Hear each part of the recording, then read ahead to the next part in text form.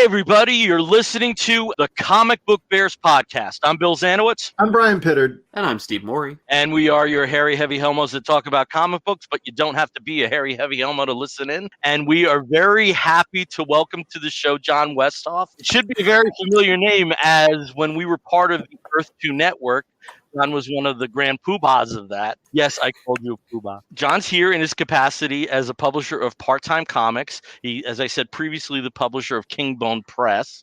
He's a writer, editor, letterer, and lover of Kenny Rogers impersonators. That could be factoring in there. And he's here to discuss his latest book, where there's an active Kickstarter for it, CPS, Child Possession Services, which he has created with his longtime, in fact, 10-year collaborator, Bobgar Ornelas. So, Jon, thank you so much for coming on to the show. Well, thank you all for having me. Yeah, thank you for mentioning all of my failures and things that I've quit right off the top of the show. Right behind me is a drum set. Bill, I also quit a few bands. Haven't been in a band. So, we can just keep going down the list. Yeah. I feel bad now. I had actually forgotten that's so long for the Earth 2 podcast network. Yeah. So at the peak, how many shows were there? It was like about 6 or 7, right? Yeah, I want to say 6 was our max. 5, 6. Yeah. Bob had like 3 shows. Yeah, you guys, roommates. Yeah, we had quite a few. Yeah. Wow. I have to say, Jon is one of my favorite people in comics that I know. One of my absolute favorite people. If you see him, you hug him. That's just the way it is. Thank you. All yes, right, John Runyon, I've not earned my H. I have not won a trial by combat, so I am Jon John. And you'll see that as we're going through, Jon, that we have some people chime in and consistently have been on our Thursday nights here. This is the first time I think you've been actually a guest on the show. I definitely guested with you and Bobgar before. Yes, and we did like a jam episode where a bunch of us were all together. Yeah. But I think this is your actual first time on the show. And this is good because we have a custom on this show that when we have a guest on, there's one question that always gets asked. And that is, and this is something I don't know, so I'm really interested to hear this. How did you first get into comics? First off, yes, thanks for having me on the show. I'm sorry it's been so many. Gosh, you guys have been on, 6, 7 years now? We actually are, on April, it will be 9 years. 9 years, wow. Yeah, that's amazing. Yeah, I mean, I only met the hairy and heavy part, so I actually didn't know until recently that I was allowed to break the third H, which also isn't in my name. So maybe when I become that H, I'll be JOHN. But however, if you do back my Kickstarter, I am willing, to offer up services. But anyway, how did I get into comics? I was very fortunate. I have 2 wonderful women in my life. My grandmother was the first one. I think just because her she ran a cleaning company and it was close to a comic shop. She used to read Archie and comics like that when she was younger, and she saw it and brought us in one day, and I picked up my first or second book was Amazing Spider-Man 332, where Venom's jumping at you on the cover, and I was pretty much hooked since. So she would take me back. My mother would take me back. She was a big supporter of that. So, yeah, it's thanks to them that I sit here before you right now. So. And in terms of comics, who are some of your favorite creators? Who are some of the people that kind of kept you in the game there? Well, it definitely my favorite Spider-Man artist growing up was Eric Larson was my first. Mark Bagley, I followed him. Sam Keith, followed whatever he would do. So I kind of followed the artists, even though I ended up being a writer. But yeah, those were the ones that I followed the most early on. I was right before the big Image boom. So, I was pretty big into all those guys, McFarlane and Larson and that group. Was definitely my first, 5 or 10 years is a lot of what I read. And naturally, we're going to post links to the Kickstarter, but how is the Kickstarter going right now? The Kickstarter's going great. I was, a little anxious last week, thinking maybe, when we got to sit down today, I would be really, tears in my eyes, begging people to to help us fund. But we had a great weekend last weekend. We are funded. We're at 2739 or something like that as of this morning. And yeah, we had a great first weekend. Slow couple days after, but we had a great weekend last weekend. We were able to get funded, and now it's just, we'll be able to print a lot of extra books. Pay my collaborators, their dues, and it's a great feeling. Okay, and in terms of the previous publisher that you discussed, that I mentioned, Kingbone Press, why don't you give us just a little squib about some of the books that came out during that time that you were overseeing that imprint? Well, before I do, are you willing to represent me in court? Should I say anything? Because I am under multiple lawsuits with Bobgar at this time where we're fighting over the company. I don't know if you knew that. No, I'm just kidding. I was gonna say, brother. That'll be a small check. All right. Right. For those who don't know, I met Bill and many other amazing people on the 11 O'Clock Comics message board forum about 10, 11, 12 years ago. And longtime collaborator who's working with me on this new project, Bobgar Ornelas. I kind of joined up with his self-publishing company, and we kind of tried, to take it to the next level. We worked together for about 9-10 years. We put out books like Banthology, which was a music-themed anthology, Bulletproof Chicken, which was like an homage to 80s action over-the-top movies. We put out our first book together was called Apocalypse Man, which was more of like a slice of life book. We had quite a library, for a small publisher. Mm-hmm. And are some of those still available on Comixology? Yes, about 75% of our library is on Comixology. Mm-hmm. For certain reasons, some was formatting, and other reasons we weren't ever able to get every book up there. Yeah. They were really sticklers at first about how you lettered, and unfortunately, being young creators and not doing it right from jump, we'd have to go back and do a significant amount of work. Like World's Strongest Mailman was never able to get up there, but yeah, we have a ton of our books up there. So yeah, Kingbone Press is still strong on Comixology. Okay, so in terms of what's going on now, Part-Time Comics, why don't you give us, usually when we talk about this, we brand it as the elevator pitch Reader's Digest version of what CPS is and what Connie is engaged in that particular book. So in regards to Part-Time Comics, and I appreciate Bill typing it out under here so people can see how to spell it. If you search it on Facebook or on Instagram, Store Envy is our store. Starting a new venture this year. Actually, last year, I kind of got the bug again after taking about 1.5 years off, and decided, all these ideas that I've had for a while, I really, wanted to make a push and see what I could do with them.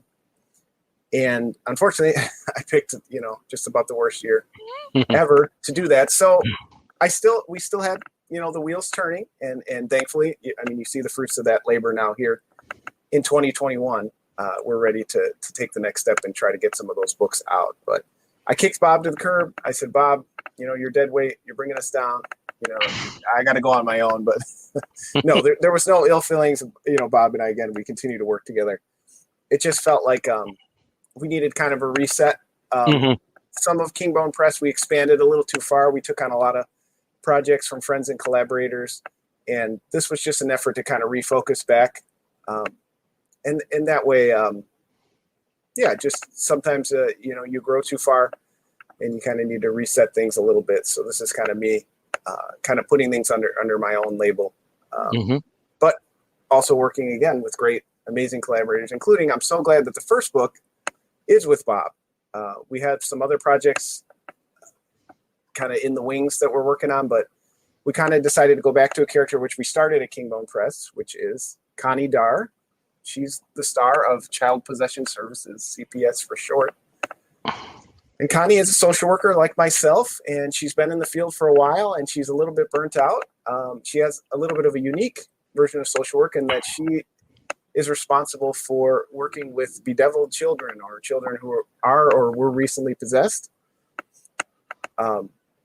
So that was a character that started as a short with Bob. He needed an 8-page story for an anthology that he was putting together.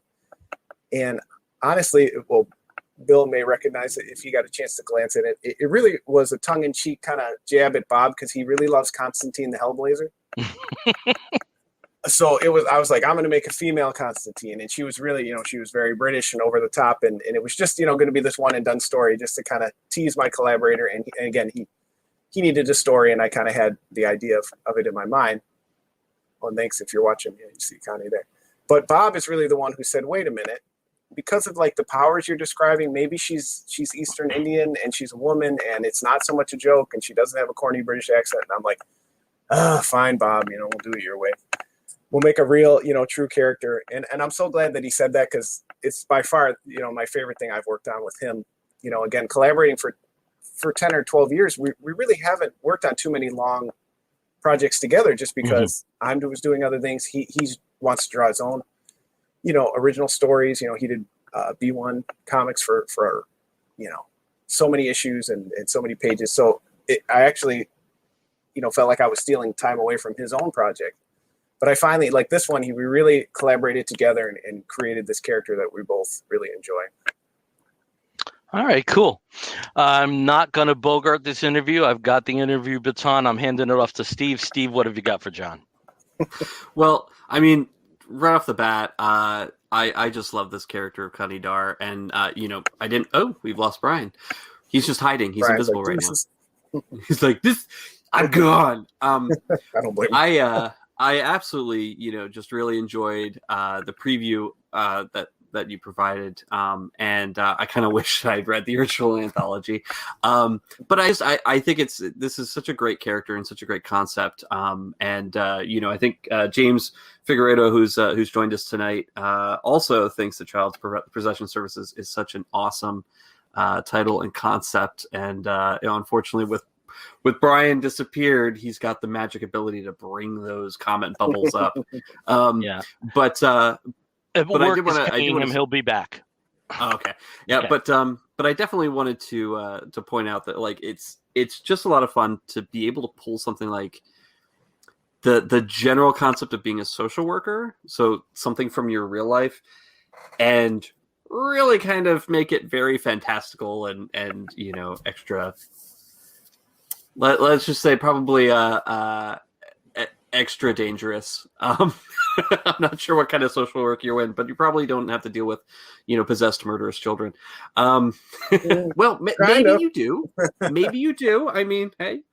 But, I am a well, my first 10 years in the field, I worked in inpatient behavioral health with children and adults. So not too far of a step. Sometimes we feel like, there's full moons or other things happening that are increasing symptoms in our wonderful clients. But yeah, that's kind of the seed of where this started. They say write about what you know, and I said, this time I'm really going to go for it.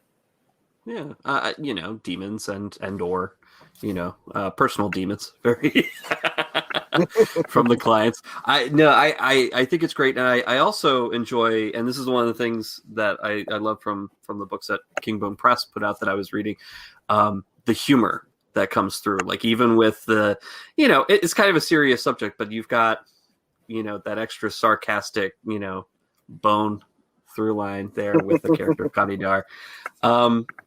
Is this something, I know you're putting it out as a one shot with Kickstarter, but is this something that if, and it will, and it's been funded, but if this really takes off, is this something that you want to continue with, and maybe with Part-Time Comics, maybe sort of do maybe a quarterly or an annual book related to the character or to the concept?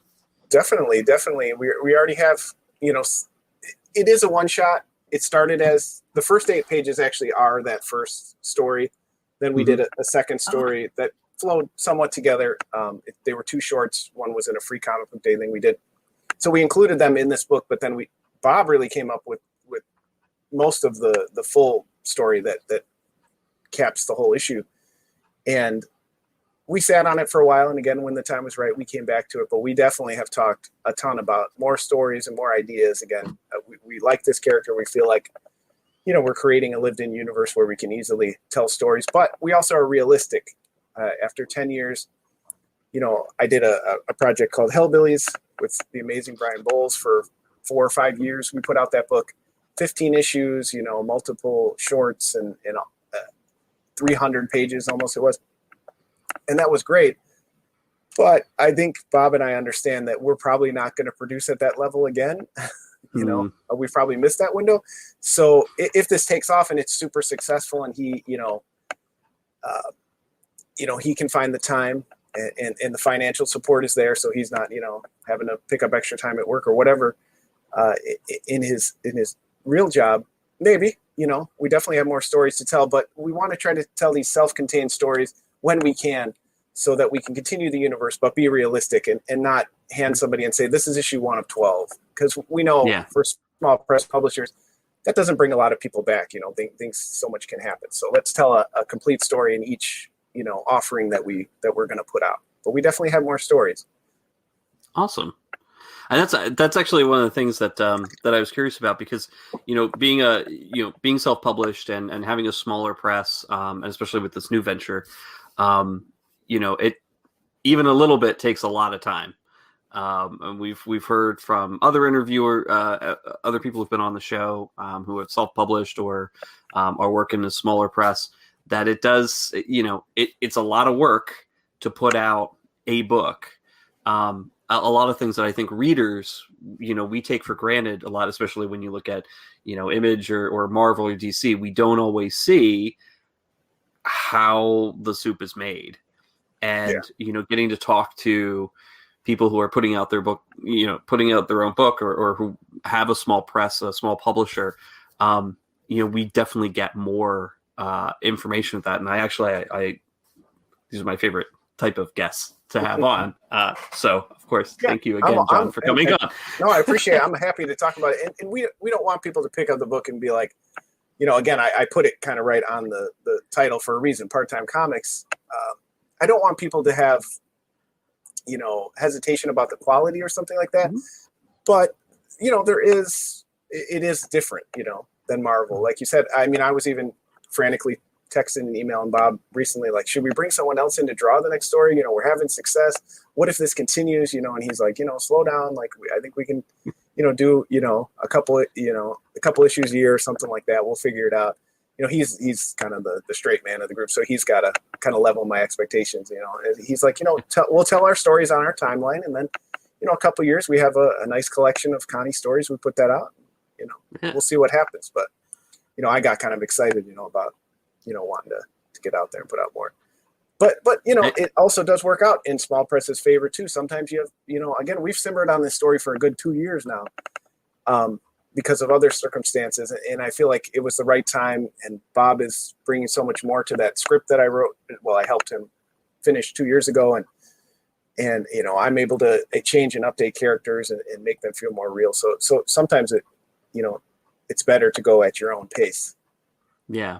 No, I mean, that's a really cool point. And I'm grateful to kind of hear that, because, again, if you're just sort of a casual comic reader, or you're not too familiar with, a lot of the other offerings out there, and you're just kind of thinking, books come out on a monthly schedule and they just keep coming out, and I'm sure they're, it's really easy to put together. Well, no, it takes time. It takes a lot of thought and a lot of work. And like you said, this is something that you've been working on for the past couple of years. So, but I'm really excited that you're putting it out. And of course, I've also backed your Kickstarter. So thank you.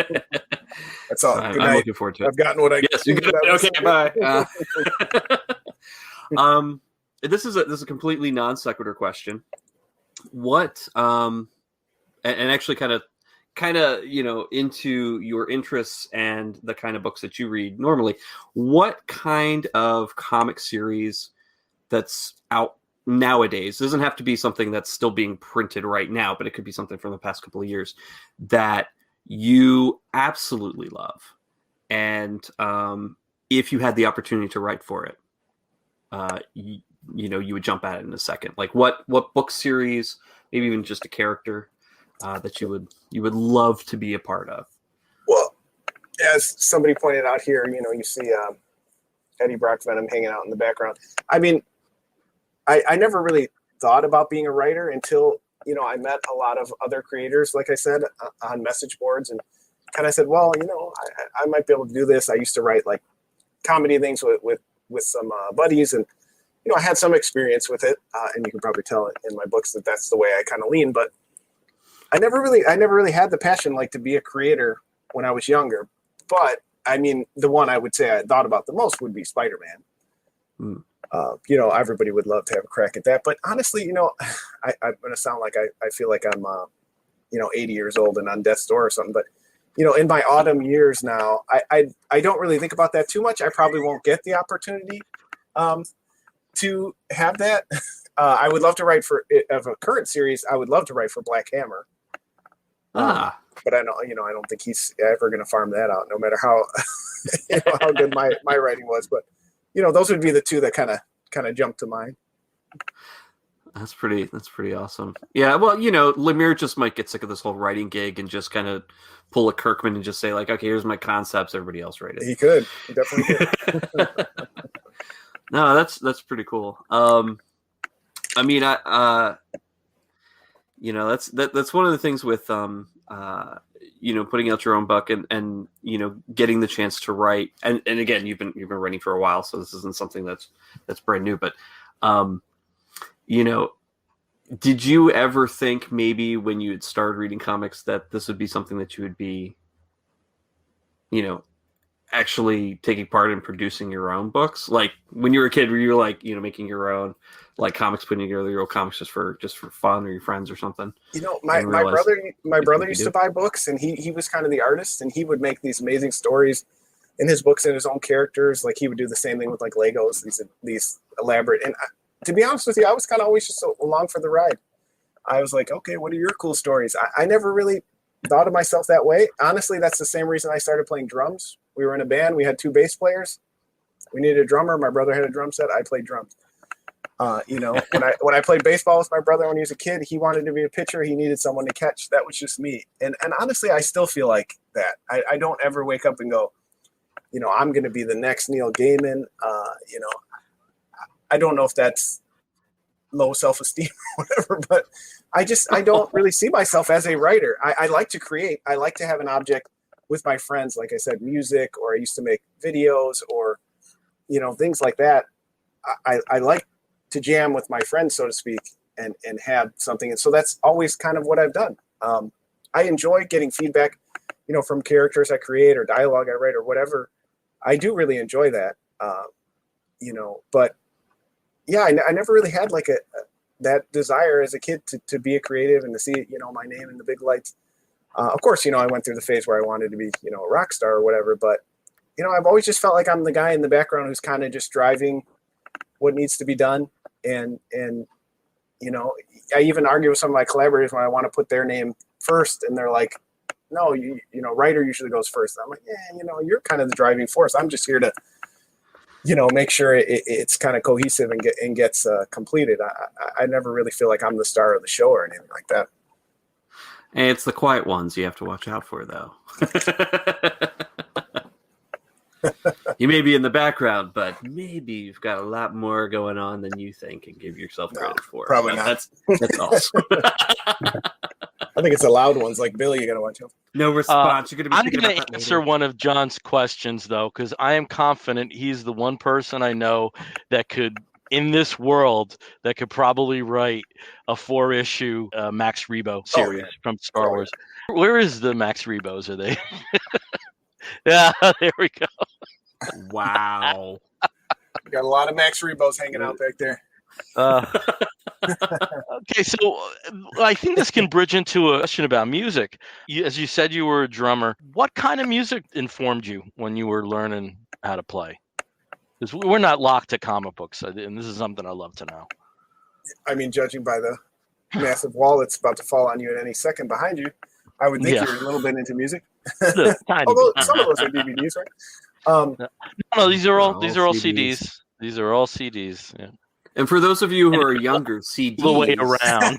They go all the way around. I'll talk to you about what his compact is. It's kind of scary. Yeah. We used to hold music in our hands. I know somebody recently who started reprinting cassettes, and I was like, what are you doing? We're going way back. Anyway, I'm definitely a metalhead. I definitely fell in love with metal at a young age. I was really into like death metal, like Cannibal Corpse and Deicide and stuff like that, Morbid Angel. But it was really like bands like Clutch and Primus. They're more alternative, but you know, some people would say, but you know, to me, it's hard rock, metal, all that stuff. Those are really the things that really caught me at, you know, 13, 14, 15 years old. And that's really what, you know, what I played and what I wanted to play. And the bands I were in were probably would be considered more alternative, new metal-ish, but definitely heavy metal, you know, heavy double bass pedals, loud cymbals. You know, I played more aggressively than finesse. I was never going to be Neil Peart, but I was going to make a lot of noise while I was out there. Now, I can also appreciate that because, you know, I've been in bands as a singer, and as some fellow bandmates used to say, I wear the guitar. Like, I was never in a group that was really aligned with my listening. It was always like elements of stuff that I was comfortable with, but I was never right in that pocket of something that I really wanted to do. And I didn't know that because, I mean, I've heard, you know, some of your rock vocals I would have thought, but you have such a diverse taste. I don't know if any band, unless they were like insanely unique or eclectic, would really fit, because you just really like everything. I know a lot of people say that, but you really do fit that bill. But there is some, and I have to say that there's no better feeling in the world than having music behind you live. I mean, this is no better feeling in the world. I wish everybody could experience that. Absolutely, yes. You know, we talked about the series I helped edit, Banthology, was kind of me trying to put that in paper as much as I could transfer it to comics. I love comics like that. Yeah, Scott Pilgrim and Doom Boy and Moonhead and the Music Machine. These comics that somehow capture sound. Yeah, I just love that, and I've been trying to do that. I have a project I'm trying to work on with somebody now that is really a love letter to music and heavy metal, really. But it is the best experience, the best human experience you can have is seeing live music or being a part of live music. Is just so unique, and it's my favorite thing too. But by the same token, being in a band is stupid. Because I would agree with. Well, actually, so you brought up a good point. Do you think, and this is kind of a two-parter, do you think that metal specifically, like heavy metal or any type of the metal genre, works really well in inspiring comics? And the second part is, if that's the case, why did DC's death metal suck so much? Well, as Bill will probably tell you, I give him a hard time because I don't read much DC. I defer to people like him to tell me if it's any good or not. So I couldn't tell you in that regard. Some people just don't get it. They try to force it. You look at somebody like Daniel Warren Johnson, who understands metal and can because he is a Renaissance man. He can just transfer that from his brain through his hand to the pen in ways that other people just don't get. It's just hard if you don't have the talent and be able to translate it in expression in comics. It's very hard, but some people can really do it. Yeah. Well, I just pictured Daniel Warren Johnson, like all of his like what he writes and his art just kind of flows out of a mullet somehow. Like the mullet is holding the pen. I don't know what his hair was. Space Mullet. I mean, he was. There you go. But as far as metal, I mean, metal is just.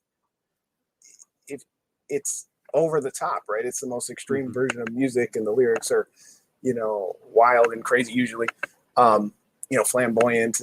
There's so many versions of metal, within subgenres. I think it represents as comic books would too, because that's, there are, low key comics like I like Essex County and stuff like that. That's a little more, but it just metal. It just is so extreme and over the top, and easy to translate. Or to correlate them together, Yeah.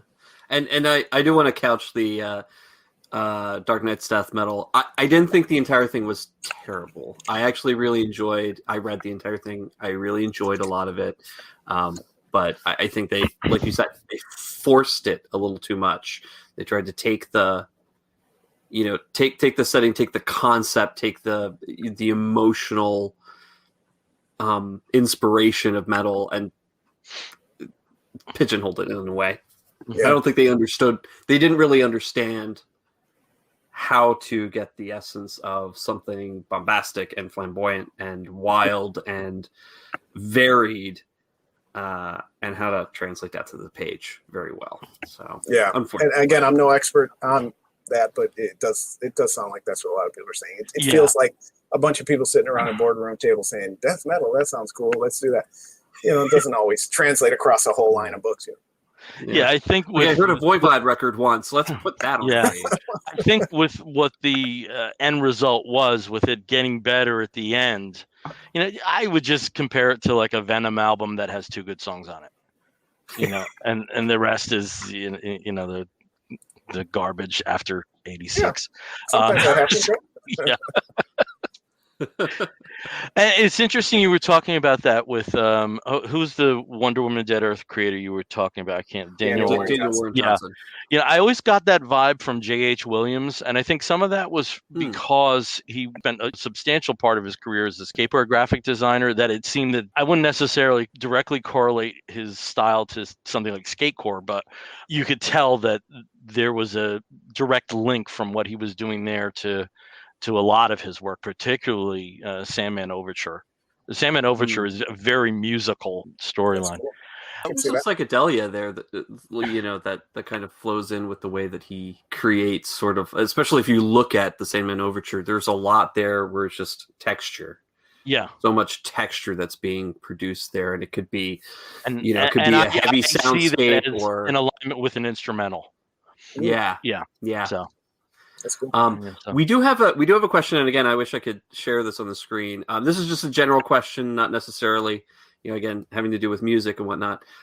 It's from the Twitch channel. Mudflat Boy, I have a question. How do you each feel about nudity in comic books? For instance, well-known characters like Batman and Batman Damned #1, where his penis was seen. And I remember a couple of years ago when this did come out, we did talk about it on the show. And I mean, it's nudity in general.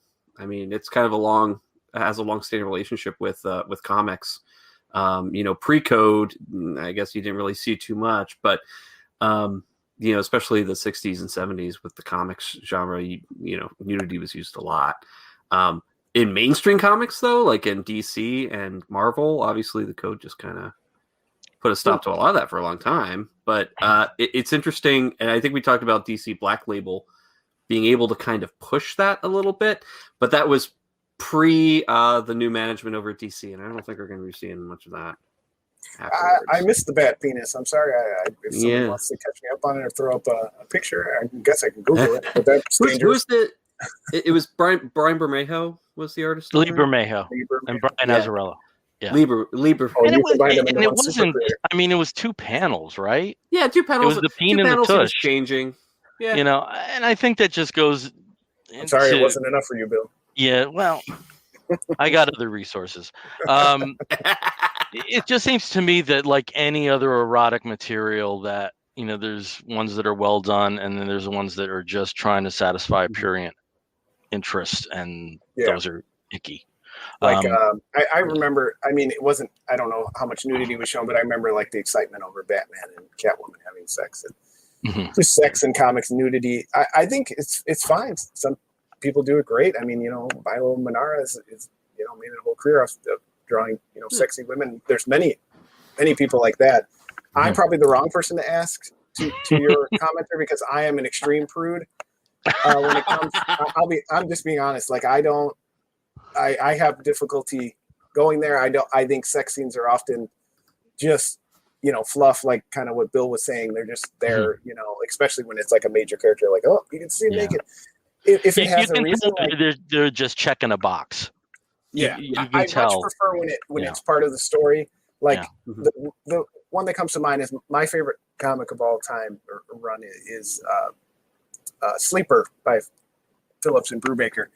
And there's an amazing sex scene in there that it's about their powers and how they come together and meld, and they can make love together because their powers play off of what each other like sexually, and doesn't hurt the other person when it happens. So there was some depth there that it added to the story. It wasn't just like, even though, Brubaker does do that sometimes. He has very, titillating comics and they're kind of that pulpy, sexy style. But at least that story always comes to mind when people talk about this, is that served the story. But yeah. I mean, when we did Earth 2 podcast, we covered straight porn comics where they were just, 2 panels of intro and then they, had, gratuitous sex. That's fine too. It's all fine. Comics are there for these kind of things. They're often, one of the best mediums for telling diverse, stories that you may not get, other places. And I think the indie publishers and indie comic scene, I think there's a lot more of a willingness to do that. And again, yes, you do get sort of like the titillation for titillation's sake kind of comics where it's like, how many boobies can I put on a page? But occasionally you get something that is essentially softcore porn, but also tells an amazing story. And comes to mind is Faithless. Which is I believe that's also Azarello, and the artist is Maria Lovett, and I mean that it's a beautiful book. We might be talking about her a little later. Yeah, Maria Lovett, who as an excellent artist, I mean she's a beautiful artist, but she also has a great way of making realistic bodies.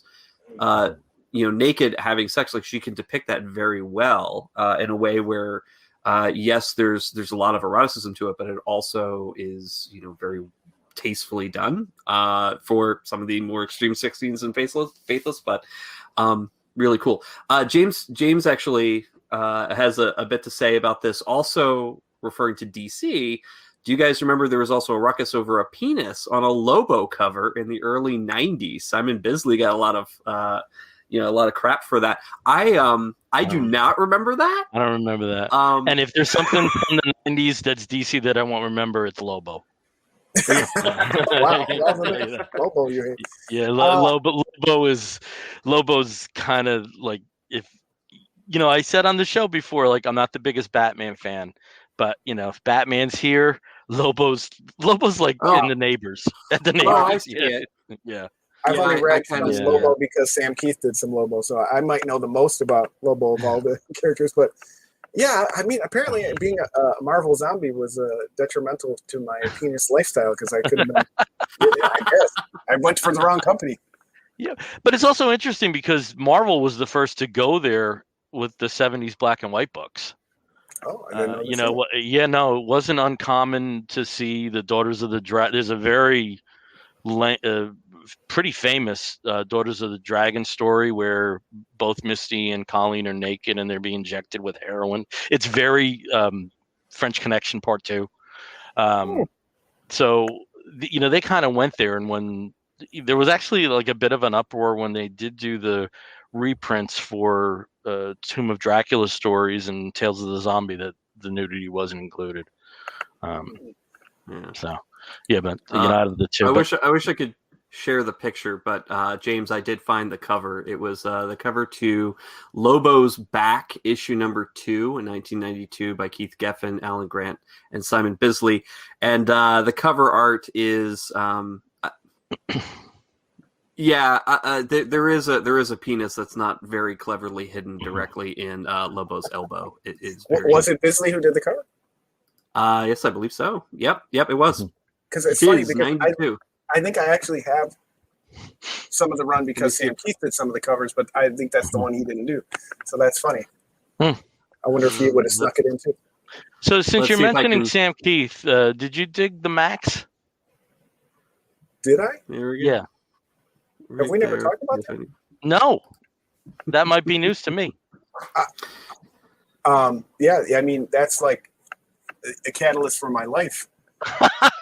I love the Max. I love Sam Keith. I mean, you see my Max Rebo, but this direction we have Sam Keith. Oh, there you go. There we go. Over there. Sorry. See that color scheme. See, I'm just doing this so I can get the whole room. That's all. I worship the Max. I'm not going to tell you it's the highest, Alan Moore level of writing, but it just caught me at the right time. It's very much an influence on what I like, what I write.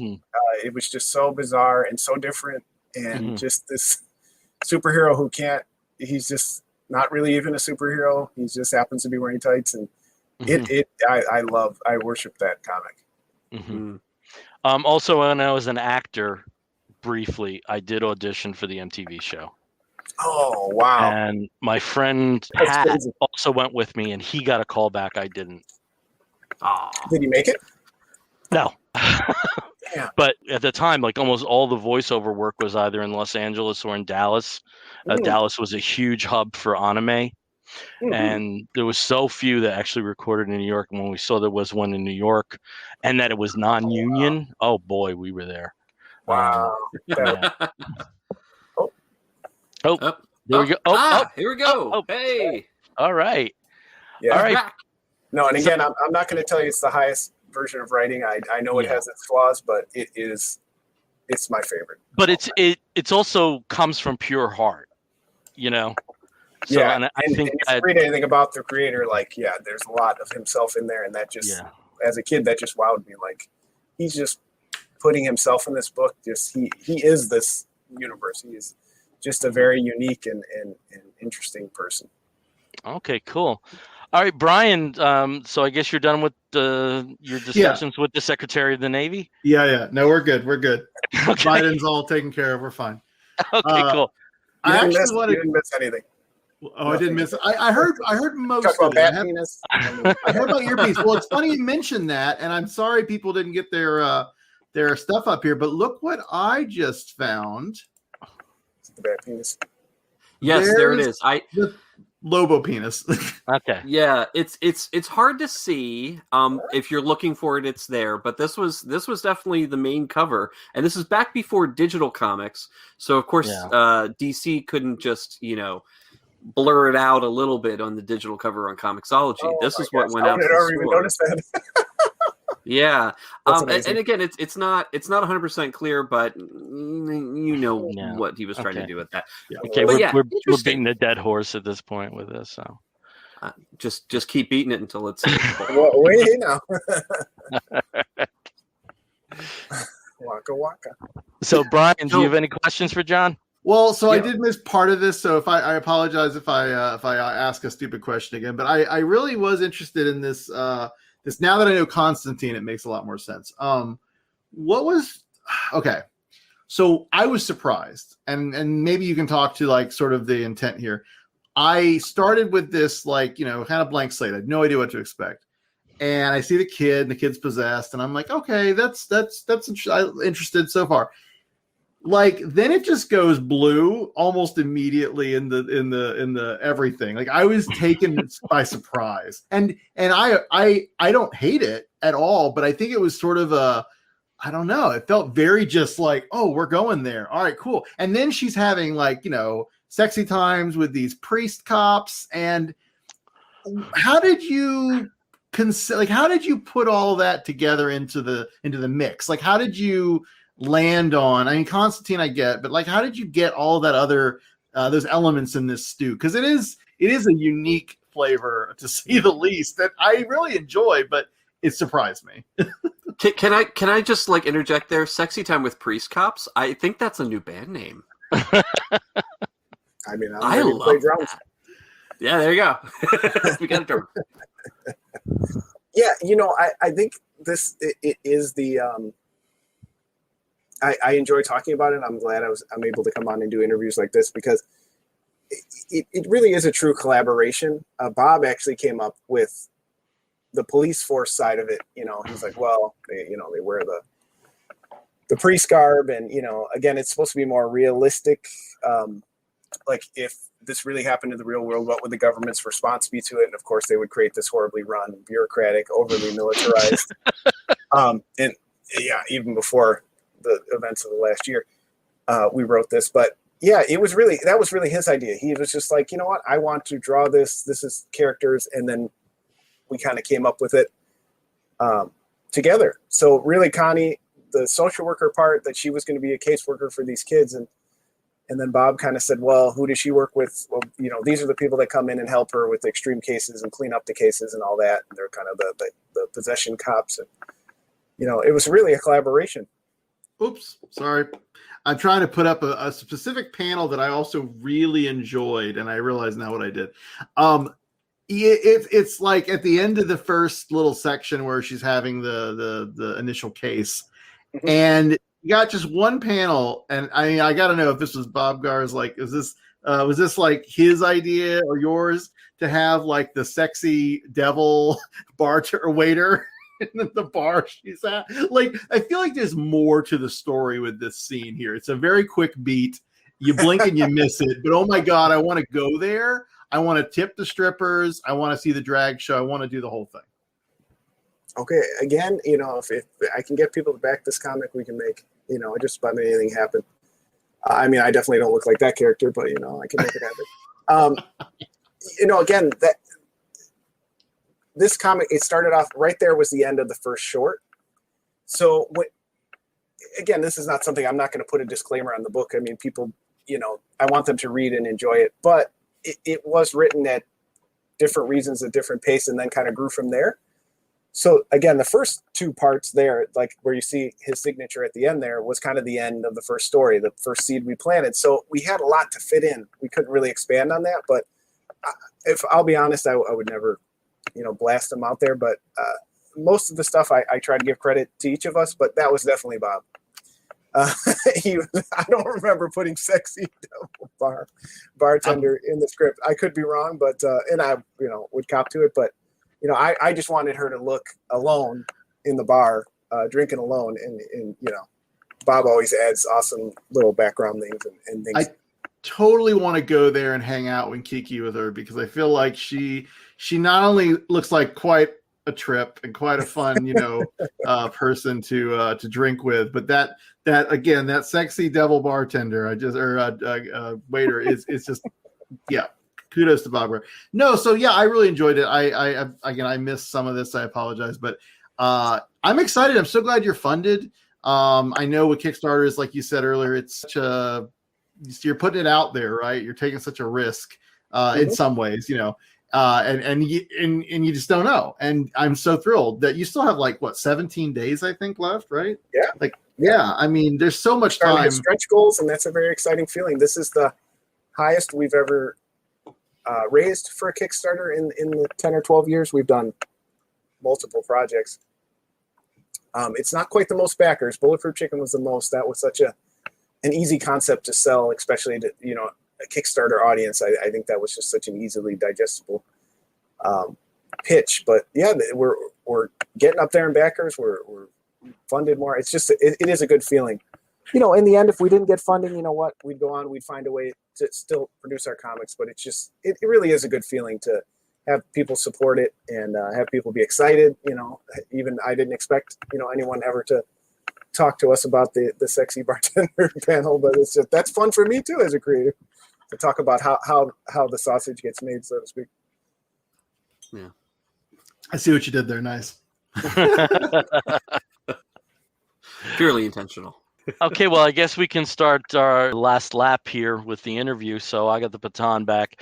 One of my favorite parts of this story, and I apologize for not asking you about it earlier, was where we see where Connie first manifested her powers, and that really cool priest. And it was this situation with the children. It was one of those things where, and I don't want to spoil, but it was one of those feelings like, okay, I shouldn't be laughing, but I was dying. Just the way things progressed there. Do you have a lot more early Connie stories, do you think? Whether they are in flashback or, something that may effectively stand on its own? Yeah, I think we do together. And again, I want to give credit to my co-collaborator. He kind of threw out a 2-sentence pitch. This is the next story we're going to do together with Connie. Let's talk about, why maybe her career hasn't gone how she wanted. And, she started off with a mentor and, this is, what happened. So yeah, without spoiling too much, again, that was a great seed planted by Bobgar. And I felt like we were able to tell a good part of her story in that short there. And it was also great because it was augmentation. It wasn't disruptive at all. It was perfectly placed in terms of where we should get backstory information like that. It was really well done. Love that part. Yeah, and if he wasn't such a hermit, he should really be on these interviews talking about it. He's really, again, it is a true collaboration. I think oftentimes we go, the writer, writes it, tells him what to draw, but I enjoy the story. Same with, like Hellbillies before, I said Bryan adds so much to that story. And, you know, you could pay anyone to draw a comic, but it's so exciting to sit down and look at the final product and realize no one else besides Bob and I. And now, you know, we're bringing in an awesome colorist, Winston Gambro, for the new stories as well. You know, only we could jam together to make this, and that's like a really cool thing. All right. Handing that baton over to Steve. Steve, what else do you have for Jon? Well, I mean, just real quick, I like that. I like how you called it a jam, and you referred to it earlier as like a different type of jam session.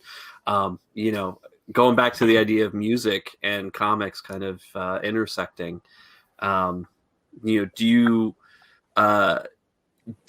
can you tell when you're looking at another comic project, whether it's another independent artist or writer's work, or even one of the bigger comics? Can you tell where maybe music had some influence, and how, you know, the story came together or how the book came together?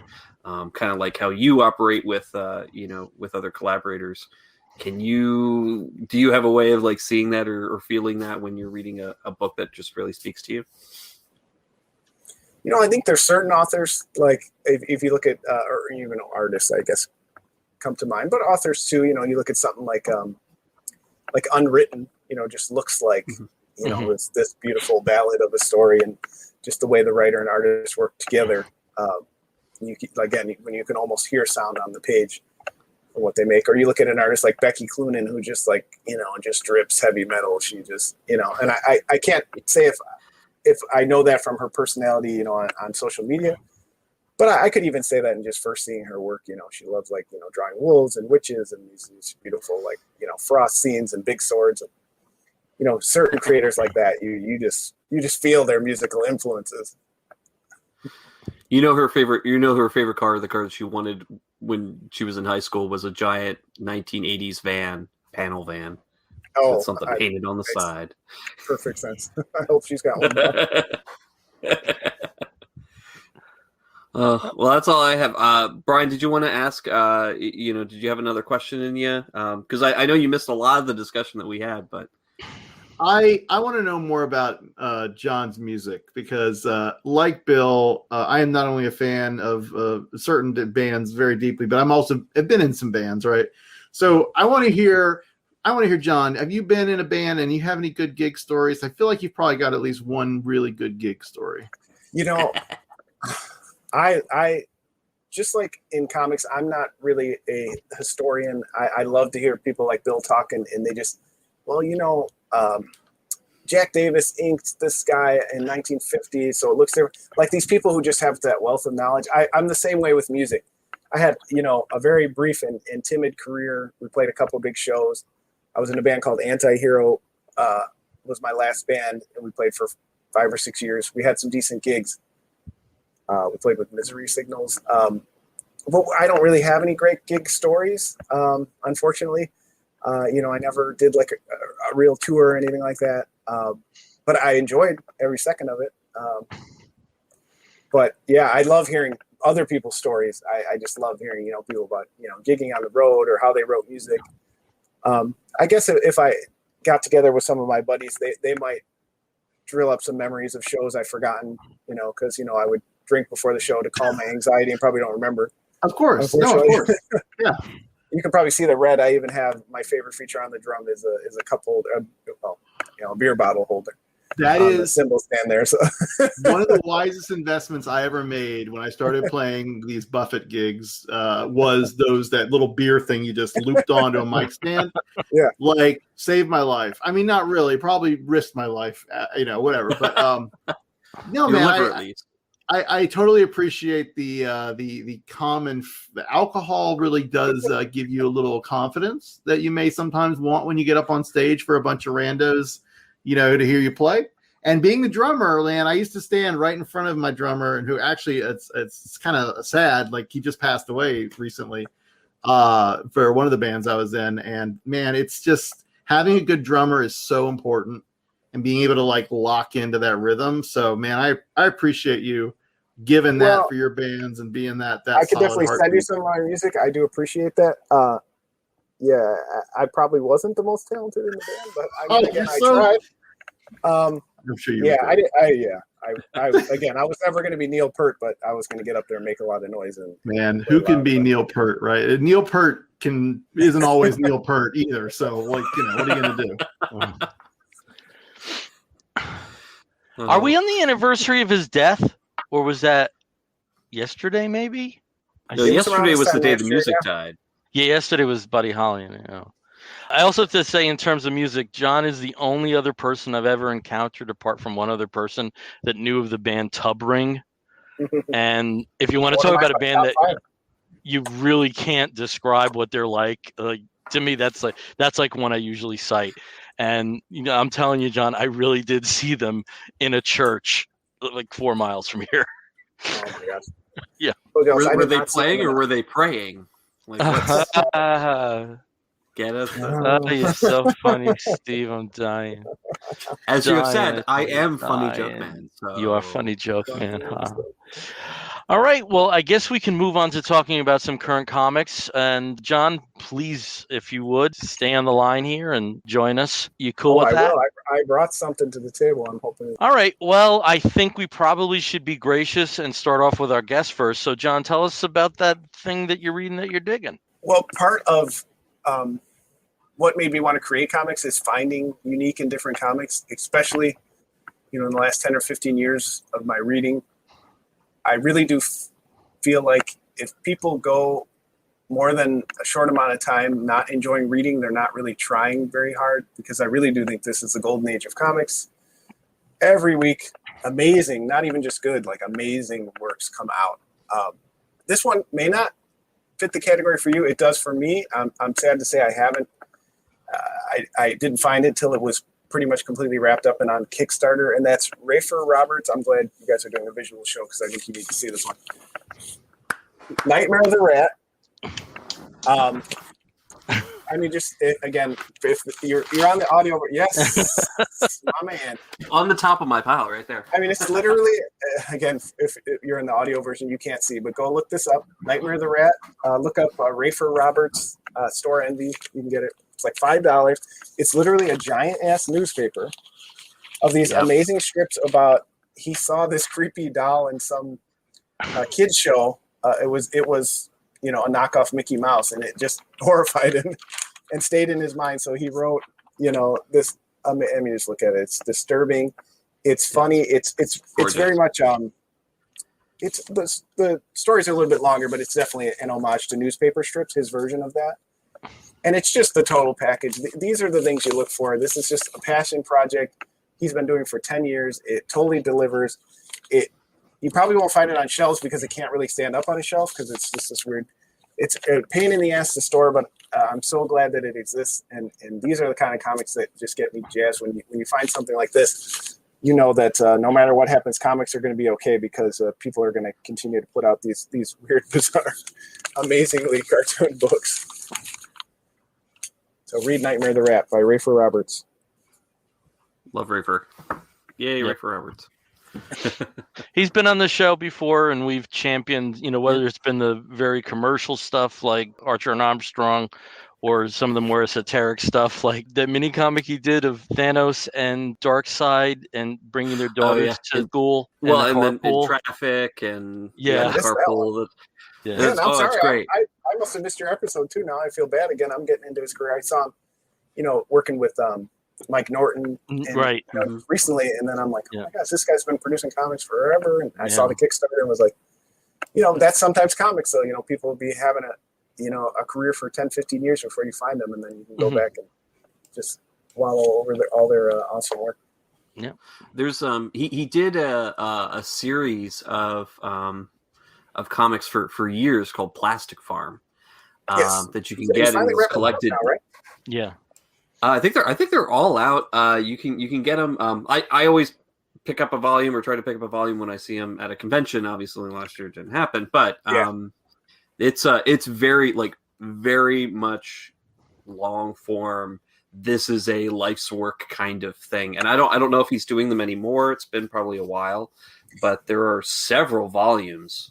He actually part of it. I believe it's that. I forgot the name of the anthology. But again, love a story like that. Like he's just putting it out on his time where he finds it. And now he has like the final story is going in this anthology, but he's like, this is the end of Plastic Farm. I'm wrapping up all these long form stories that I've been doing so I can go on to new things. I just happened to recently hear him say that on Twitter. So yeah, it is about to wrap up. So hopefully there'll be one final collection, or I can pick that up. Yeah, that's pretty. It's pretty cool. I loved his work with Valiant. He worked on the Archer and Armstrong book a couple years ago, and then also the Harbinger Renegades. Yeah, the Harbinger Renegades, which was great. There's been some great stuff that he's working on. Obviously, Grumble. Gotta love Grumble. With Mike Norton, I think that was a lot of fun. But yeah, no, good suggestion. All right, Steve, you kind of have the mic anyway, so why don't you tell us about something you're reading that you're digging? Well, I had a couple things here, but I think I'm just going to talk about one series, and that is American Ronin, which is put out by AWA, which exploded into the comic scene right at the beginning of the pandemic, and had to suffer through that. But honestly, I don't think they've suffered that much because they've been putting out some amazing stuff in the past year, and they've only been out for really a year. They've had multiple miniseries out. They've started a new superhero universe, but this I don't think is necessarily part of the superhero universe. It's one of their other independent books. With it's a very specific series. An American Ronin. It is written by Peter Milligan, with art by Akko, with inks by David Lorenzo and Dean White on colors.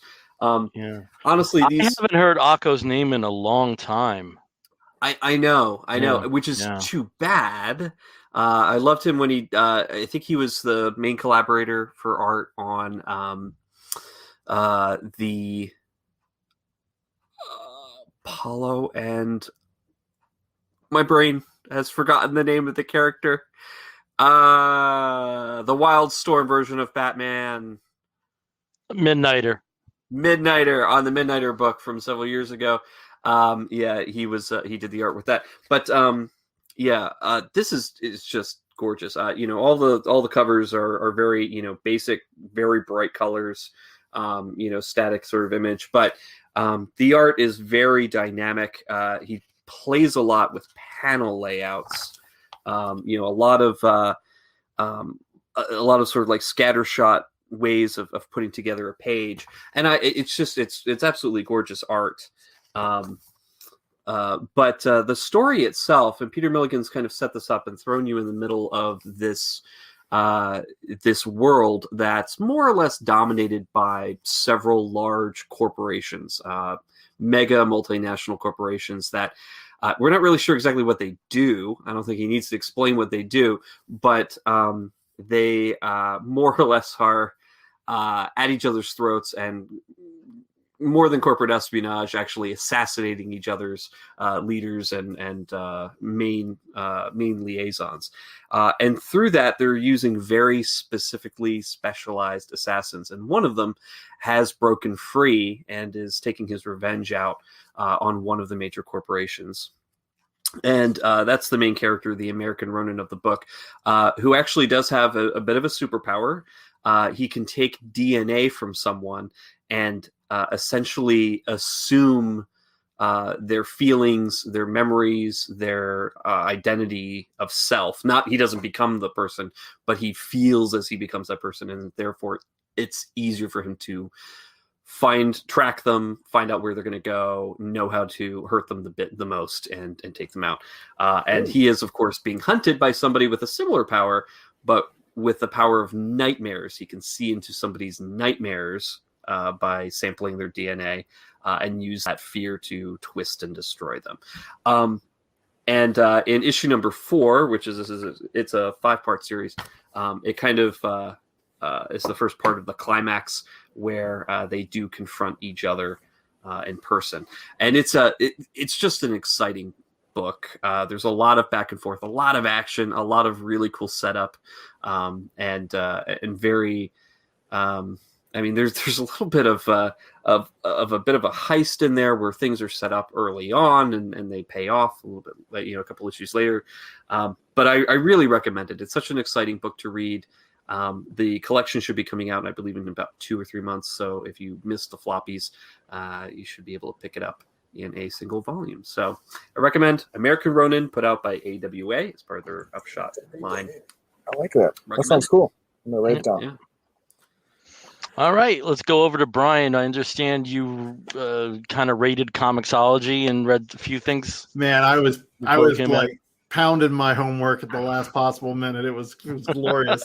The best way to read comics is like in 5 minutes under duress because you have to meet a deadline. It's the best, right? I really recommend. But actually, what's funny is, so this week, or it may have been last week, I'm not great at this because I do Comixology, and I just every so often remember to go on. 2 books from Tom King came out. One of my favorite current DC writers. His new issue, issue 3 of Rorschach, came out, and I think it's issue 8, I believe, of Strange Adventures. I got to double check that. I can say for certain it was issue 8 because I forgot to order it and had to go to a store to buy one, and I had to go to 3 stores to find a copy. So it's definitely issue 8. So did you read it though? No. Oh, not but yet. You didn't find a copy. I did find a copy. You did. Okay. I Okay. just have it. It's over there. So Show you That way. I love Tom King, and I really do dig everything he's done pretty much across the board, even back to Omega Men. Great work, the whole thing. But this is an interesting case study in where there is the Tom King who fairly straightforward, but still really good storytelling. Again, it's collaboration, right? Comics isn't just the writer. So for Rorschach, he's working with Jorge Fornes. I can never say his name right. I'm so terrible.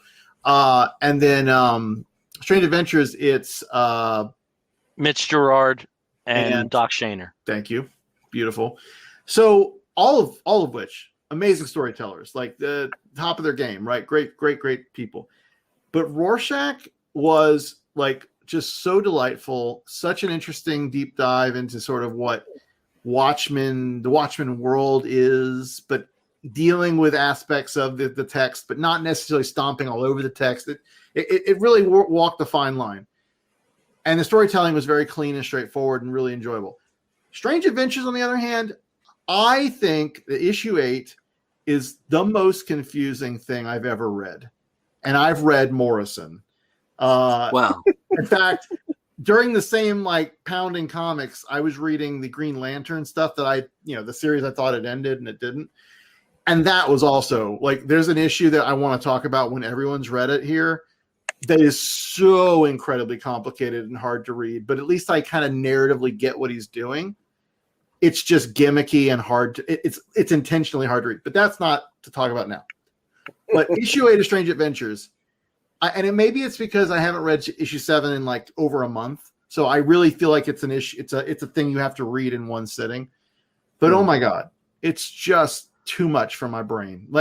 I don't even know that it's just smart. I think it's smart, but I think it's not good storytelling choices in the way it's laid out and the way it's paced, and then the way I don't know. It's just too dense. It's too much. I did enjoy some of it, like some of the themes about, going to war and, what that's like when you have a family and all of that's great. But I think of the two, the Rorschach that digs into issue 3 to this idea that there have been people who were Rorschach since the original. And there's a strongman character we're introduced to who also hooked up with the cowboy or cowgirl rather, who was in the previous issues. That's an interesting story. It's kind of interesting to see the parallels of their relationship and then what she had with the comic book illustrator who was also Rorschach, right? And it touches on some of the QAnoniness, the QAnanity that is our current culture bizarreness. So I really dug Rorschach 3. I think Jorge Fornes is just a powerhouse, and his art is so perfect. It's like a perfect marriage of their techniques. And normally Mitch Garrett and Doc Shaner, I mean, they're just so great together. So I don't even know that it's their issue, but just there's like a formalism problem maybe that I'm hung up on, and just Strange Adventures, which I still love the whole series overall. It's interesting. I feel like I'm going to have to like get through the rest of the issues and then go back and sort of like peel the onion and sort of dig through and get it all in one go. Or I'm not going to track like what he's doing, you know? Is it like this kind of situation where you're watching a TV series that may have already been canceled and they air the episodes out of order? So they may not be something where it's a complete story from start to finish, but they chunk in an episode just to kind of schedule it in this, just put it somewhere in the schedule. And it's after something else major had happened, but you're seeing it before that major thing happened. So it just kind of feels it's worse than that. It's worse than that. Do you remember like a clip show? You know, the concept of a clip show, right? Well, take a concept of like that where it's a clip show, but take the clips from all across the season in not random, but in weird orders that are meant to sort of contrast thematically, but not including linear. episodes you haven't seen yet. Exactly. No, exactly. And then with unreliable narrator thrown in there for good effect, which I always love, but in this case, it's like that stew or that thing you're making that's cooking, like you're cooking, and it's just got one too many flavors, and it's just something is just you've overbaked it, anyway. And I don't want to bag on Tom King because honest to God, I do think he's one of the best storytellers in comics right now. However, I will call it when I see it, and I think Strange Adventures #8 to me is up there with just one of the most just like confusing, hard to read. Now, I will go back when I have more time because obviously I think there are comics that you need to sit there and really pour over and all that. But it's comics too. It's like that's fine, but it should be somewhat clear. It's okay to take risks and do different things. But yeah, if you're intentionally confusing or you go too far, it does kind of take you out of it and can ruin the narrative. You do have to kind of do some duty to keep the reader knowing what the hell's going on. But I always look forward to people talking about these things because I look forward to hearing about a lot of these things like DC Metal and stuff after the fact. They're not really something I clamor for in the moment. I don't keep up with current comics as much as I used to, so I appreciate. And then when people tell me whose opinions I respect, then I'll go back and say, okay, this sounds like it's for me. So that sounds like one I'd like to hear how it actually wraps up and then decide if I'm going to dip into it.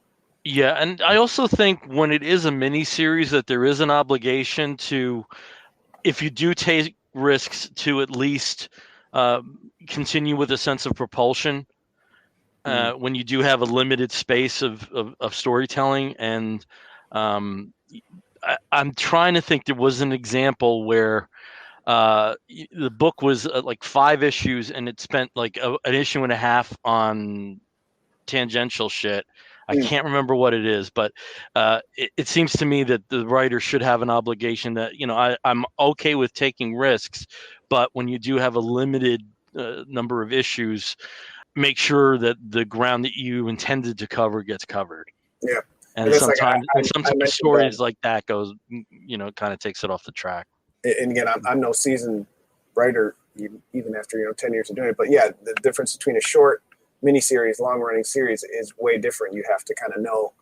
And you're right. If you waste pages in a 5-issue series, again, that you gotta hit more often than not. Otherwise, you lose the reader. Yeah. Lose the story thread. Mm-hmm. Okay, I guess it's down to me. All right, I'll talk about a book that I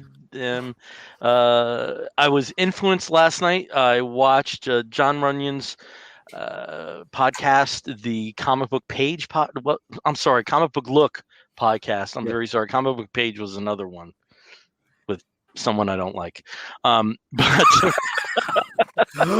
we've just started a beef, that. Now we're going to have to rumble. Comic Book Page. I'm very sorry. Yeah, I can do that in the audio, but videos forever. Starting beefs with other podcasts. Book that I don't even know if they're still going. I have to take a look. Yeah. Anyway, the book that I want to talk about is Luna #1. and this is written and drawn by Maria Lovett. This is actually not Maria Lovett's work. This is a variant cover by Jenny Frison, and certainly it was just out of the covers. It was I thought more mind blowing, and the intention of this particular series, I think, is to mind blow. I am not familiar at all with Maria Lovett's work. I did not read the Faithless books. I know she had a book herself called Heartbeat that came out after that. She wrote and drew. She is writing and drawing this particular series, and Luna tells a story of Teresa. And Luna is part of the conjunctions in her last name. And she finds herself in the very late 60s, so, which is, I'm going to assume is 1969, in the desert with her car broken down. And she runs into a group of hippies. And the hippies are let me get the name right. I had it on my tongue. Yes, the Family of the Sun, with one male in charge, Lux, and the remainder that are female. And of course, the first thing you get to when you hear that is Manson family. But this seems to be, at least at the outset, a very different type of situation.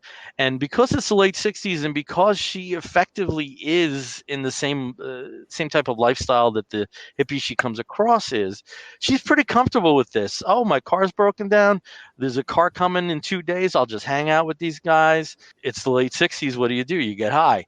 There is some stuff here that shows that. And let me just give you the 2 pages there to get a flavor of that, of her dropping some acid and then where she goes.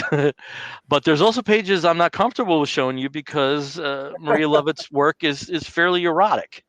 And that definitely is a factor into the series. We end the issue on no way I can call it a cliffhanger, but it takes a very tonal shift. And I'm very interested to see in the next 4 issues where this goes. Turned out I had thought I pre-ordered this because, I saw the description of the 60s and the cult, and I was like, okay, yeah, I'm in for it. And at some point I must have taken it off the DCBS. So again, John's podcast motivated me to pick this up today. So nice. Who put that up? Luna. It's from Boom Studios. Oh, yeah, Boom's been doing some interesting stuff with their creator own stuff. That's great. Yeah, cool. Yeah, I'm not familiar with her either, but she looks amazing. And then, of course, anybody who can get Jenny Frison to draw on the cover is already off to a great start. And I do think the back cover may be telling you where the series may go. She's also from a Latin background. That may factor in. It's too early to tell, but it was a really well done story. And again, I'm not familiar with her work at all. Steve, it almost looked like you were with some of her stuff. I love Maria Lovett's artwork, and I actually was really introduced to her through Azzarello's Faithless because they've been working on this book together. They're in the second series, and it's just. She just has a way with the sensual portrayal of her characters where it's stylized. A lot of the sex is stylized, but there's an element of sort of easy realistic fantasy with how she depicts her characters. So you can see them out and about. They're like the way that they pose, the way they look. You can really understand the emotional state of these characters just by how she draws them. I'm curious to actually read her writing, which if it's any way shaped by kind of how she draws her artwork, I'd just be really, really intrigued because if it flows in the same kind of like languid, sensual way, I'd just be, head over heels for it. So Luna is something that I definitely want to pick up. Hopefully there's still some copies at my LCS or any of the LCSs because I know that every time that I get a copy of Faithless or Faithless 2 as it is now, I feel like I've just had the store hold over a copy of Playboy or Hustler behind the counter for me, because they do. On the show, why is Bill afraid to show those sexy parts? But we're whipping out Lobo penis. Yeah, I know. Well, I mean, there's only so much that we can actually show. We could show implied, but we can't show actual ones on the Facebook Live because I think we would get kicked off. No, they're going at no. Yeah. That's not it. That's not it. No. Oh, I think I can show you a hand. We don't have a way of putting up those black bars fast. They're listening to music. Okay, I can show you that. And one thing I have to say, Steve, the dialogue was very refreshing, to show a situation which was clearly in the late 60s and clearly steeped in the hippie culture without, the groovies and the Heymans. This use of dialogue was economic. Certainly the art was the main instigator of the story. Did they consult you on the dialogue? Because you were like 25 then, right? Oh, Jesus Christ, dude. Come on. That was also going to say, when you said you were in your August, I'm like, well, where the fuck am I? December 29th? Yeah. Oh, Jesus. The following year. No. Yeah. And I just gotta say, like, right now, I know I'm under a lot of pressure for the Kenny Rogers look, so I'm doing my best. The beard's a bit more full. The hair has to grow out a bit more, but I'm doing my best, It's good. You're in the Bob Seger phase. I like it. Yeah. Because you got to know when to hold up. Right. Well, Bill, I mean, this. It sounds like Luna has everything that we always that we tend to enjoy. Cults, sex, cults, sex, possibly like serial murder. I mean, count me in. Just baby. If this ends up at Watergate and Jonestown, I'm there. I'm like, how much acid did she drop? That should be my story. The Zodiac Killer has a connection to both Watergate and Jonestown. That's the thing I should copyright that shit. Yeah. Copyright William Zanowitz. Okay, well, I guess we should start wrapping this episode up. And when we wrap an episode of the Comic Book Bears podcast up, we do so with the segment we call the Woofs of the Week segment. In the bear community, when you find a fella attractive, you woof at him. And we sort of do the same thing here. This is our opportunity to talk about, whether it's a comic book or a film or a TV program or a charitable initiative. It's our chance to talk about anything under the sun that we think you, fair listener, may be interested in sampling. I'll start, as I always do, with Steve. Steve, what is your Woof of the Week? Well, my Woof of the Week is actually something that I'm super late on. It is an Apple TV Plus or an Apple Plus or wherever the plus is, TV series. And so I'm sure it's watched by a total of maybe 10 people, maybe 11 people. It got really popular. It was popular enough to have a second season, and that's the show Dickinson, which is a really interesting, stylized, funky version of or interpretation or retelling of Emily Dickinson. So these are half-hour episodes. There's 2 seasons worth, like I mentioned, so I think they're 8-episode seasons each. But it retells with some liberties the life of Emily Dickinson in Amherst, Massachusetts, back in the mid 1800s. Haley Steinfeld, who will soon be known as the MCU's Kate Bishop, I believe. I think. Oh yeah, Haley right. Steinfeld? Yeah. You're right. Filming now. She plays Emily Dickinson, and as the real Emily Dickinson probably was, very rebellious, very intelligent. Each episode takes the name or the title of the episode from a line from one of her poems, and the episode is sort of bookmarked by her creating the poem or creating the line from the poem. The music is all modern. The language is all modern. So she and her fellow, 18-year-olds all kind of speak like they just kind of walked out of Starbucks. But the costumes are absolutely gorgeous if you like mid 19th century Victorian-inspired American costumes. So dresses are really cool and everything, and the hairstyles and everything. But the acting is incredible. The casts are great. You've got some great cameos in there. Jane Krakowski plays her mother, and in a role that I've never seen her play before. but it's fantastic. There's just so many great moments and so many great interjections that makes it exciting, very different from a lot of other custom dramas that have done or tried to do very similar things by updating or sticking in musical cues where they really don't belong. But I recommend it. Dickinson, it's on Apple TV Plus and nowhere else legal, I guess. But if you have the free subscription like most Apple users have, check it out. It's definitely worth it.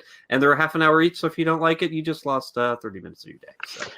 It's interesting you were talking about that because apparently Ted Lasso's viewing went like skyrocketed like crazy, like starting December 25th. And I think that's very much due to people getting iPhones and tablets for Christmas. Do I get free Apple TV for having an iPhone? Yeah. What the hell?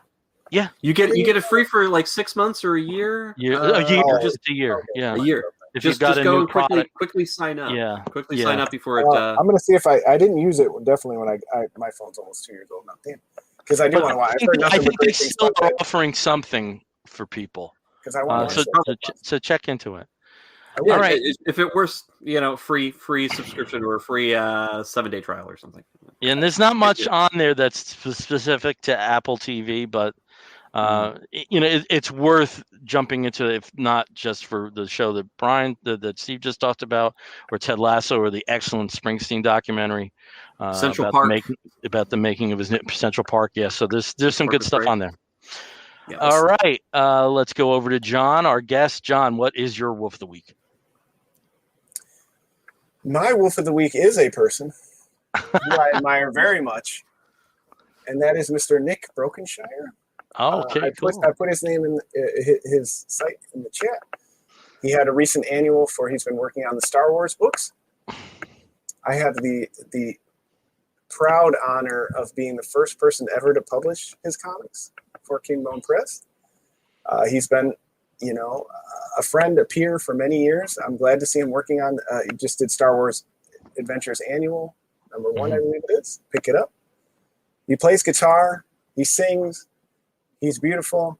He's an amazing artist. He's the nicest person. By all accounts, he's the greatest person ever. And if I keep talking, I'm going to have to serve my wife the divorce papers. But please, everything he does, whatever he puts out, commission him. Please keep the man working. I am desperately begging him. I've been begging him for years to find some time in his busy schedule to work with me on comics. I just admire him so much. So certainly in a segment like this, he's the first person that pops to mind. And please do whatever you can to support Nick. He is equal parts a great human and an amazing Renaissance man. Oh yeah, cool. Some of his designs there are just gorgeous, just gorgeous, just killing it. Perfect for the Star Wars book, especially for younger people. Yes. Yeah. And that Vader's Castle that's a treat. If you haven't read that, it's a real treat. Yeah, that's one of the ones I hadn't picked up. I was hoping for a trade, but yeah. And that's interesting because that's also something that was talked about on John Running's podcast yesterday about how the Star Wars books that are coming out from IDW are almost subversive all ages books. The intent is to be an all ages book, but there's so much layer to the storylines that they've had. If you have checked out the Star Wars Adventure and the ancillary stories like Vader's Castle, that there's some really good stuff there. And I think, and I like seeing all ages books that literally are all ages that can enjoy. There's some that are, and they do a lot with like shorts. Like he's done a bunch of shorts for it. Yeah, they do a lot. In 12 pages, it's hard, especially in Star Wars, to tell. And they are knocking out the park. Michael Morisi does a bunch for them now. And, they're great. My kids love them too. So I haven't sampled any of the Marvel stuff though that IDW has put out. I haven't. Yeah, I haven't. No. All right, let's go over to Bryan. Bryan, what is your wolf of the week? So I have become huge fans of this Twitch channel that some drag queens out of San Francisco started doing a couple of years ago. Actually, they did local drag in San Francisco before the pandemic, but then with the pandemic, they decided, there are no shows. Let's just do it online. And I honestly think the folks over at Media Meltdown, specifically Piranha and Franzia Kafka, who are the two main producers, hosts, and run the network. They're just doing some of the coolest drag that I've seen in a long time. It's on the opposite end of what people might experience with drag from RuPaul's Drag Race. It's kitschy, pop culture referencey, but nerdy. Like, I think, God, I may have talked about it here on the show, so I apologize if you've heard this before. But they did Dune, a drag show, which at one point I thought, Steve, you were going to talk about House Atreides because I actually read it. It was one of my options to talk about today because I never read the book that Kevin J. Anderson and Brian Herbert put out, and I heard that it was crap. But I'm enjoying the comic adaptation. We're going to have to talk about this in the future because we may have disagreements about the quality of that comic. But maybe so as a Media Meltdown, they came on to my attention because of Dune, a drag show. Like, that's a deep cut. So I got to interview them a couple weeks ago. It was fantastic and glorious. They do a Cinema 420 show on Tuesday. That is like Mystery Science Theater, but way further out there, even more than like you'd expect. And they do monthly Media Meltdown shows where the upcoming one is actually a video game based drag show that is very deep cut, even for me, a gamer since the beginning of gaming and Ataris. So it's FromSoft versus Bethesda. So these are two different gaming companies. Yes, yeah, right. So they're trying to just put these interesting themes out there, and then they put out a call for anyone to submit videos. They do such a fun job of hosting it. So anyway, I am putting up their link here in the chat, but if you just go on twitch.tv, look for Media Meltdown, you will find them. Glorious fun. Bill, I know you got to witness the interview, and I think you're a fan now, which is really exciting for me. Yeah, no, that was exactly the kind of perspective that I enjoy. And, there were things, when I was growing up in the early 90s in New York City, some of the drag was very much based around off-Broadway shows. And there was one outlet called the Ridiculous Theater Company that put out some amazing stuff. If you ever can find this Sam French book, the script, a play called Brother Truckers, you literally are laughing while you're reading. And I can't even tell you what it was like to have the visual included with it. And it seems that these guys are very much in that spirit, 2 generations removed. And I can't imagine how stifled these guys must feel that they can't do live shows because they seem to be born to do it. They have. If you go on YouTube and look them up, they've got some clips of their live shows, and it's a spectacle. There was one that they did with wrestling that is there's a little bit that lives out there, and it is remarkable. So Media Meltdown. If you go on, look it up on Twitch. They're actually doing a show now on Thursdays. I don't know if they're going to do them every week. A little bit after ours is over, it'll still be going, and they're watching Super Mario Brothers, and then they're riffing in the chat. It is great. Media Meltdown, check them out. You will love it. Twitch has just been so great, as an outlet for performers and musicians and so many different people. I mean, I even watch, they don't have live magic events now, so you can watch, people play on there. Just so many different ways that Twitch can engage audiences that are looking for that right now, and it's cool to hear people adapting to this difficult time. Yeah, amen. Yeah, if I can just say a word about drag, I do have to say that when I made some comments last week, I was very surprised from someone who I truly love and respect that they felt that I was dismissing the merit of drag. And I do see that there are components of the bear culture that reject drag and trans people. Like Brian, from what I saw in Orlando when I come down to visit you a couple times, there's a lot of crossover there, and not every community is like that. So I don't want people to think that just because it's nothing that I'm promoting, that it isn't something I'm supporting. I think if you have an interest in it, you definitely should. Talked about the distaste of Drag Race, and I'm certain there's people that are really into reggae that aren't into Bob Marley. I don't think drag should be the sole metric by which contemporary gay culture is measured, because of all the amazing lesbian and bisexual and other voices. I did want to apologize to anybody who did feel that I was dismissive of it. So I needed to get that out there. No, it's hard. It's a conversation, and I think that's the perspective I knew you had. So I'm glad that you got to voice that. Yeah. And certainly both you and Steve have many times. I know you two have championed a lot. So I'm certain we'll all keep continuing to do that. So for my Wolf of the Week, I'm still a DC guy. That's my place. And this is something I wanted to bring up. Yeah, it kind of sucked what happened with DC Universe, that we've transitioned into DC Universe Infinite, which is basically only a reading platform. But this is a really cool series that came out this week, and it's really tough to see it here. But if I tilt it right, you can see it's Let Them Live, Unpublished Tales from the DC Vault. As of this point, it's only available on the DC Universe Infinite platform. I don't know if these things will ever see print, and apparently there are dozens and dozens of stories that have never seen print, whether they were commissioned to be tryouts for people or for anthologies that didn't happen. Apparently DC has a lot of unpublished material. They're writing these framing sequences that are going to be hosted by Ambush Bug, which I think is a perfect mechanism to introduce these stories.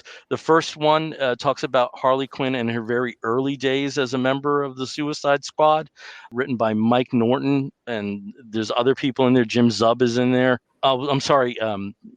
Mike Norton was part of the framing sequence, but the Harley Quinn story was written by Jim Zub, and there's some other credits there. But that's something I'm really looking forward to for a publishing company that has been around for 80 plus years at this point.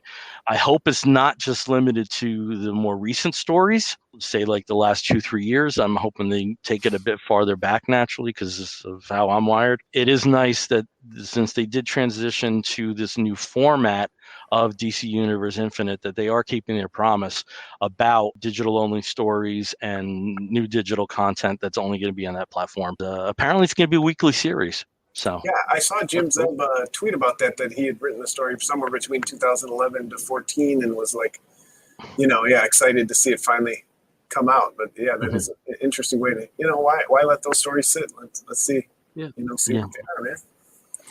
Yep. Good on you, DC. Okay.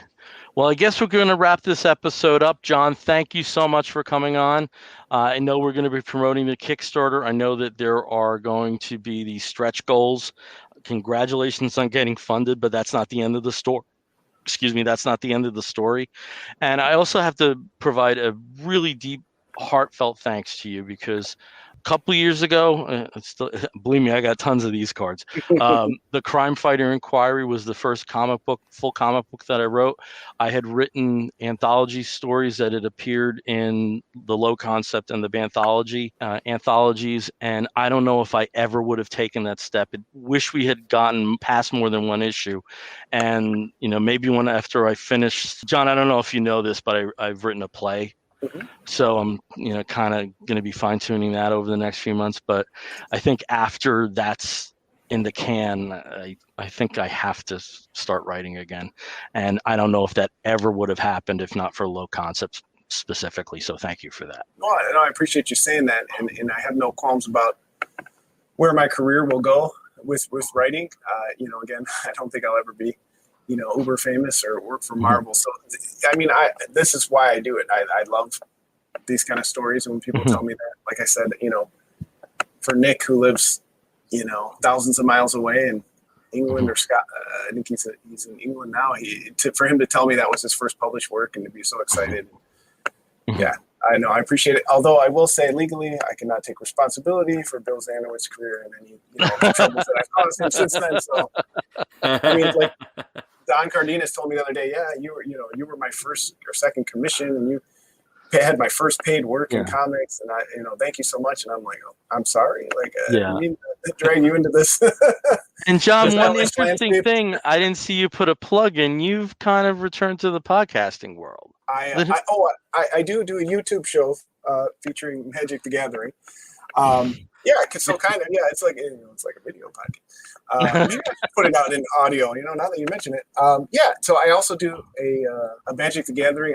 The name of the show is The Cube Counselor. So again, social work, forcing that into everything, where I really focus on the emotions that come with Magic the Gathering and how do we cope with, You know, why do we play Magic? Because I felt like that was like a niche in the Magic the Gathering universe that wasn't really talked about. So yeah, I've been doing that for about 8 or 10 months now. It's been good. Cool. That's cool. All right. Well, I guess we're going to start wrapping this one up in a bow at this point. Again, we are the Comic Book Bears podcast. You can find us on the Twitter and the Tumblr and the Instagram as Comic Book Bears. You can find us on the Facebook as Comic Book Bears Podcast.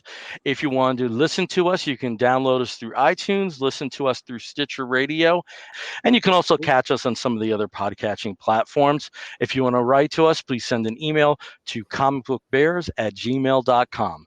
Until next time, I'm Bill Zanowitz. I'm Brian Pittard. I'm Steve Morey. We'll be back real soon. Take care, everyone.